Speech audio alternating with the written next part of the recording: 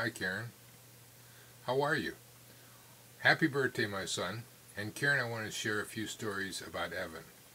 One, Evan is famous for not knowing his or having a sense of direction. The first time I really experienced it is when he first got his driver's license, went out, and then called home about 15 minutes later saying, "Dad, where am I?" And I said, "Well, Evan, I don't know." I says, "Give me a clue." He goes, "I'm at a gas station." I says, "Great." I said, "That's about 20,000 gas stations." He goes, says, "Give me a little bit more information." He says, "It's a Shell station." I says, "Great, it's 5,000 Shell stations. We're getting closer." I says, "Give me a street."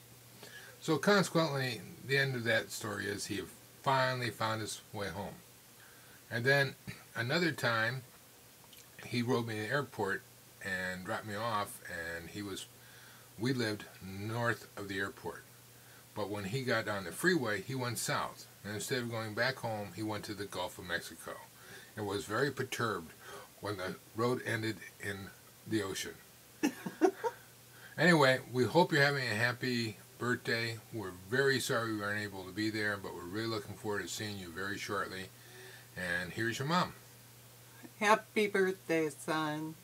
And we should be blowing up balloons and popping them for you. Gosh, so many things come to mind when I think about you in your youth. You were the sweetest little boy. And I can remember you coming up the front steps in Russell Township and showing me a toad you had just found, and you had the nerve, finally had the nerve to pick it up and show it to me. You were so proud of yourself. And me, like a fool, I congratulated you, and then as you were turning around to go back out to the yard, I said, "Be careful, Evan. You don't want to trip and fall."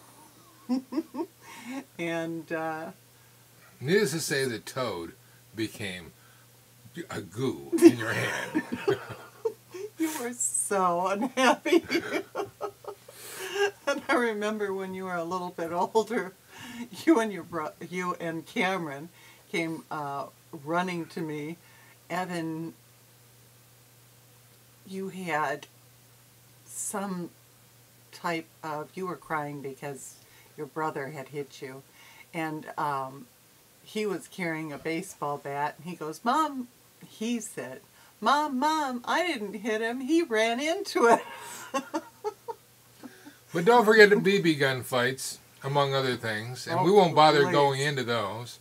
How about living in Texas and an impromptu party where you jumped over the fence and ran into a tree. We won't tell why you ran in the tree. We'll leave that for you to explain to Karen. Anyway, love you. That was part of the fun when we drove in, because you didn't expect us back so early, and one of your friends approached us as we came into the driveway and wanted to charge us for entry fees. $5 for a keg party. I'm afraid not. Oh well. Anyway, we want to say goodbye. We want to keep this short, and we love you very much, and we're going to include some other clips from your growing up years.